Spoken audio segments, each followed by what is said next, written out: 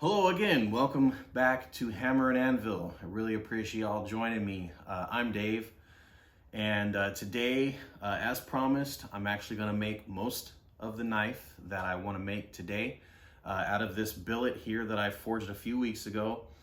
This is a Gomai billet, so on the outside jacket I have mild steel, on the inner jacket I have copper, and on the center core is high carbon spring steel. So it's thin because the knife that I'm making is sleek and not a tall profile, so it's definitely more of a I would say a small fighter style knife, but we'll get into that here in a minute. So basically all I need to do is grind all the junk off of this and put it on the surface grinder, and we'll see what the inside looks like. I've had a couple failed attempts so far, so this one seems to be more promising than the ones prior that I didn't show because I simply forgot to video it. So sorry about that.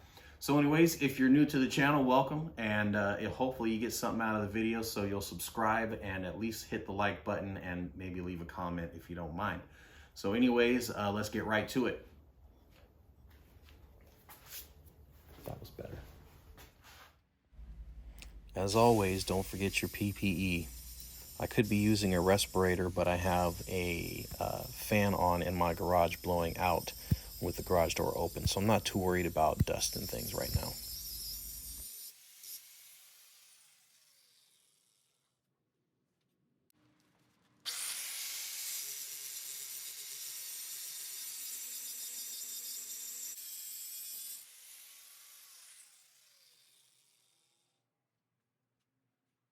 I'm going to readjust the camera real quick and see. Yeah, you can see it from here. So you're seeing there that discoloration toward the end is copper from my last billet that melted inside the forge. So stuck to the outside. I kind of did that on purpose so I could actually pick it up in there. So on to the next part.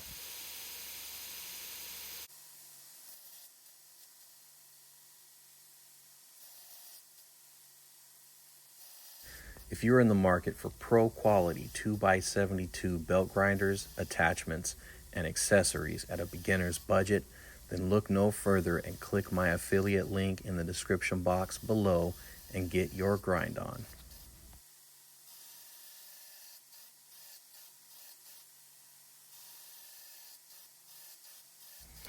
So I'm using a brand new fresh 36 grit shredder belt from Red Label Abrasives to try to get this billet as flat as possible before I start grinding in the bevels. And I'm not really noticing anything weird. I'm just taking off a couple hundred thousandths at a time. But something happens coming up here that I definitely totally was not expecting. Again, it's not really giving me any resistance at all. Just taking some of the mild steel off to get all the deep valleys out of it. And here it's binding up, which the pass before that it totally wasn't, and I don't understand what's going on. You see me there looking. I'm very confused. I back it off a bunch and I start going again, and I'm hitting a high spot there, and you can see even right there just a couple hundred thousandths of a difference, and I'm already into the copper, and it's really hot. So I think my mistake was I went too fast and too aggressive, and it caused the billet to warp while it was attached to the magnetic chuck. And there you can see it dug into the copper quite a bit. All right, well, I should have caught this quicker, but apparently the mild steel that I was using is quite thin, and I ground through it really fast. I put a brand new belt on. It didn't feel like it was it still wasn't even flat all the way before it started grinding through and exposing the copper. So there's definitely copper in the middle, so that was some success. What I might have to do is use thicker outer jacket. I think what I had was 1/8 inch. That's just what I had on hand, so that's what I used.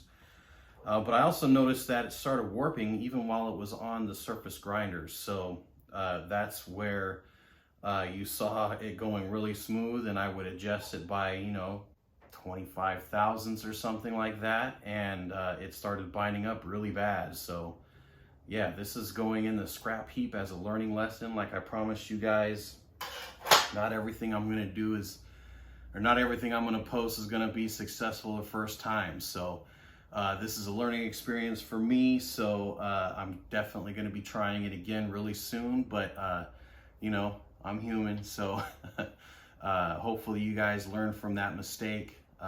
And what I'll do next is try it again and see if I can be successful. Maybe, like I said, use some thicker outer mild steel jacket and see how that goes next time. But until then, give me a couple weeks to do that, because I gotta prep all the stuff and I gotta go buy the outside jacket. So I got the copper, so I'm halfway there. So again, thanks guys for joining me. Sorry to disappoint if I did, but like I said, it's all a learning experience for me. So never a failure unless you stop trying. So if you got something out of the video, or if you enjoyed watching it as much as I enjoyed making it, please go ahead and click the subscribe button. I think is down this way. And also please leave a like and comment if you don't mind. Maybe if you got a tip that would help me out, that'd be awesome too. All right, fellas and ladies, until next time, I will catch you around the corner.